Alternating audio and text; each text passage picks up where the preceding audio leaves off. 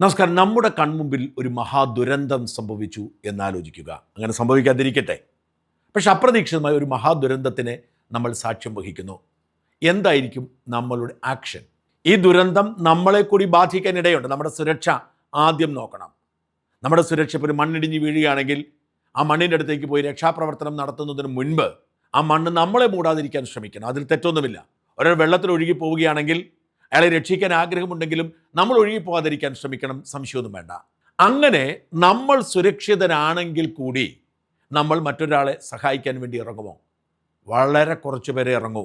അങ്ങനെ ഇറങ്ങണമെങ്കിൽ ധൈര്യം വേണം, പരജീവി സ്നേഹം വേണം, എന്തു സംഭവിച്ചാലും ഒരു ജീവൻ രക്ഷിക്കേണ്ടതാണ് എന്ന ഉത്തമ ബോധ്യം വേണം. ഇതുള്ള ആളുകൾ കുറവാണ്. ദുരന്തമുഖത്ത് ഓടി രക്ഷപ്പെടുന്നവരാണ് നമ്മളിൽ മഹാഭൂരിപക്ഷവും. നമുക്കാരെയും കുറ്റം പറയാൻ കഴിയില്ല. നമുക്ക് നമ്മളെ രക്ഷിക്കാനാണ് പ്രാധാന്യം കൊടുക്കേണ്ടത്. അതിന് സാധിക്കുമെന്ന് ഉറപ്പില്ലെങ്കിൽ നമ്മൾ മറ്റുള്ളവരെ രക്ഷിക്കാൻ ഇറങ്ങില്ല. അതുകൊണ്ട് തന്നെ ദുരന്തമുഖത്ത് ഇറങ്ങി പ്രവർത്തിക്കുന്നവർ, രക്ഷിക്കാൻ ശ്രമിക്കുന്നവർ, അവർ ഏറെ അംഗീകരിക്കപ്പെടേണ്ടവരാണ്. അതുകൊണ്ടാണ് രാജേഷ് എന്ന ആ മഹാനായ മനുഷ്യനെ നമ്മൾ സ്നേഹത്തോടെ ഓർക്കുന്നത്. തിരുവനന്തപുരം ജില്ലയിലെ കല്ലിയൂർ സ്വദേശിയാണ് രാജേഷ്. ഭാര്യയും 2 കുഞ്ഞുങ്ങളുമുണ്ട്, മാതാപിതാക്കളുണ്ട്. പക്ഷെ രാജേഷ് ഒരു സാഹസികനായിരുന്നു.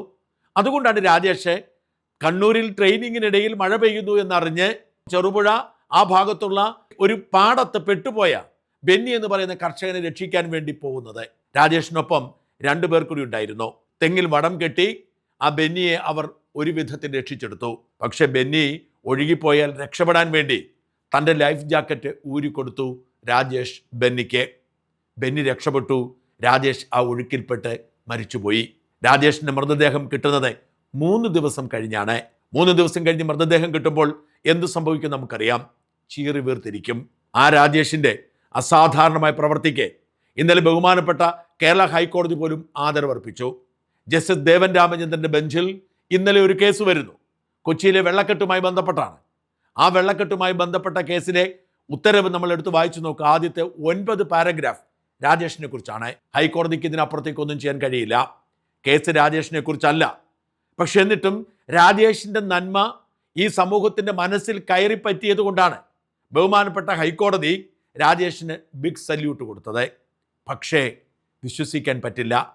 രാജേഷ് എന്ന് പറയുന്ന ആ നല്ല മനുഷ്യൻ്റെ 3 ദിവസം പഴകിയ മൃതദേഹം കണ്ടെത്തി കരക്കടിപ്പിച്ച് ആംബുലൻസിൽ കയറ്റി അയാളുടെ മക്കൾക്കും ഭാര്യയ്ക്കും കാണാൻ വേണ്ടി അവസരമൊരുക്കാൻ ഉത്തരവാദിത്തപ്പെട്ട പയ്യന്നൂരിലെ തഹസീൽദാർ ചെയ്ത വൃത്തികേട്.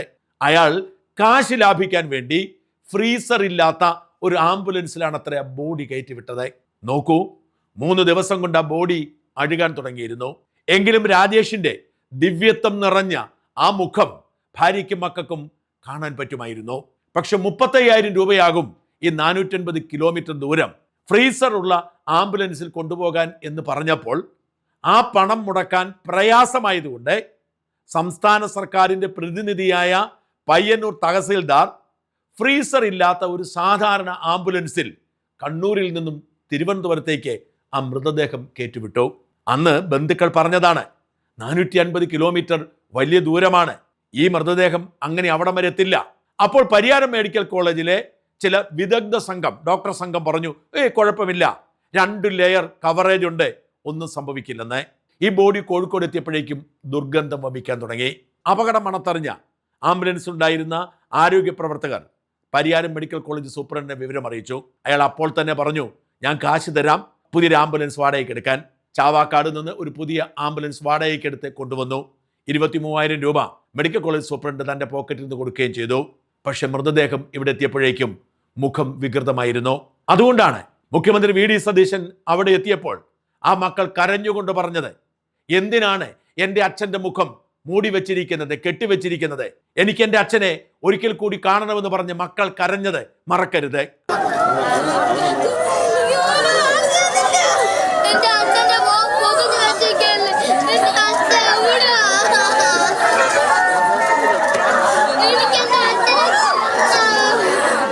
നോക്കൂ, ആ മക്കൾക്ക് നന്മ ചെയ്ത അച്ഛനെ കാണാൻ കഴിഞ്ഞില്ല. മറ്റേ മകൻ ചോദിച്ചു, എന്തിനാണ് അച്ഛാ ഈ പണിക്ക് പോയതെന്ന്. 2 മക്കളുടെയും കണ്ണീരിൽ കുതിർന്ന ആ ചോദ്യത്തിന് ഉത്തരം പറയേണ്ടത് ഈ പയ്യന്നൂർ തഹസിൽദാരാണ്. മനുഷ്യത്വം ലവലേശം തൊട്ടു തീണ്ടിയിട്ടില്ലാത്ത മനുഷ്യൻ. ഈ നാടിന് വേണ്ടി രക്തസാക്ഷിയായ രാജേഷ് എന്ന് പറയുന്ന ആ മനുഷ്യനെ അപമാനിച്ച് അയാളുടെ മൃതദേഹം വികൃതമാക്കി മക്കൾക്കും ഭാര്യയ്ക്കും കൂടപ്പിറപ്പുകൾക്കും കാണാൻ അവസരം നിഷേധിച്ച ഈ ഉദ്യോഗസ്ഥനെ വെറുതെ വിടരുത്. അത് നിസ്സാരമായ കുറ്റകൃത്യമല്ല. കേവലം 35,000 രൂപയുടെ പേര് പറഞ്ഞ് ഒരു കുടുംബത്തിന്റെ അവസാനത്തെ പ്രതീക്ഷ തല്ലിക്കെടുത്തിയ ഈ വൃത്തികെട്ട ഉദ്യോഗസ്ഥനെ സസ്പെൻഡ് ചെയ്ത് മാറ്റി നിർത്തണം. ചാട്ടവാറെടുത്ത് അടിച്ച് പുറം പൊളിച്ചു വേണം ഇയാളെ മാറ്റി നിർത്താൻ. ഇത്രയും ക്രൂരതയുള്ള മനസാക്ഷിയില്ലാത്ത ഉദ്യോഗസ്ഥന്മാരെ വെച്ചുകൊണ്ടിരിക്കരുത്. പരിയാരം മെഡിക്കൽ കോളേജിലെ ആ വിദഗ്ധ സംഘത്തെയും വെറുതെ വിടരുത്. ഈ നാട് മുഴുവൻ ആ മനുഷ്യന് വേണ്ടി പ്രാർത്ഥിച്ചപ്പോൾ, ആ മനുഷ്യന്റെ നന്മയ്ക്ക് മുമ്പിൽ വിതുമ്പിയപ്പോൾ 35,000 രൂപ ലാഭിക്കാൻ വേണ്ടി ഈ വൃത്തികേട് കാട്ടിയവരോട് എങ്ങനെ പൊറുക്കാൻ കഴിയും? അവരെ ശിക്ഷിക്കാൻ പറ്റുന്ന നിയമം നമ്മുടെ രാജ്യത്തില്ലെങ്കിൽ നിയമം ഉണ്ടാക്കി വേണം ശിക്ഷിക്കാൻ. അവരെ സസ്പെൻഡ് ചെയ്ത് മാറ്റി നിർത്തണം. മനസാക്ഷിയില്ലാത്ത ക്രൂരന്മാരായ ഇക്കൂട്ടരാണ് നമ്മുടെ നാടിന്റെ പ്രശ്നം. വാസ്തവത്തിൽ വി ഡി സതീശൻ സർക്കാർ അനുഭവിക്കാൻ പോകുന്ന ഏറ്റവും വലിയ വെല്ലുവിളി ഈ തലതിരിഞ്ഞ കമ്മി ഉദ്യോഗസ്ഥ വൃന്ദമാണ്.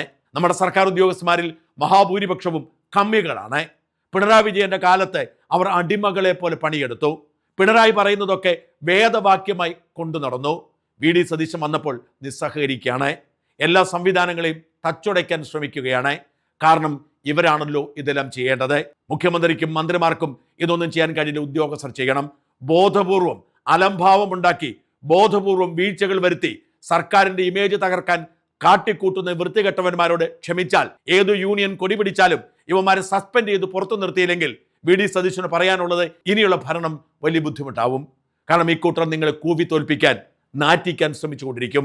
ഇങ്ങനെ വൃത്തികേട് കാണിക്കുന്നവരെ അപ്പോൾ തന്നെ പുറത്താക്കുക, മാറ്റി നിർത്തുക. അവർ കോടതിയിൽ പോവട്ടെ, കോടതി പറയട്ടെ. പക്ഷേ ഈ വൃത്തികേടിനെ ഇങ്ങനെ കൈകാര്യം ചെയ്തില്ലെങ്കിൽ ഭരിക്കുക അസാധ്യമാണ്. ആ മെഡിക്കൽ കോളേജ് വിദഗ്ധ സംഘവും ഈ തഹസിൽദാരും നീതി അർഹിക്കുന്നില്ല, മാപ്പർഹിക്കുന്നില്ല. അവരുടെ മേൽ അച്ചടക്ക നടപടി എടുത്തില്ലെങ്കിൽ രാജേഷ് എന്ന് പറയുന്ന ആ പുണ്യാത്മാവിനോട് നമ്മൾ ചെയ്യുന്ന ഏറ്റവും വലിയ ദ്രോഹമായി മാറും. ഇത് മറക്കരുത്.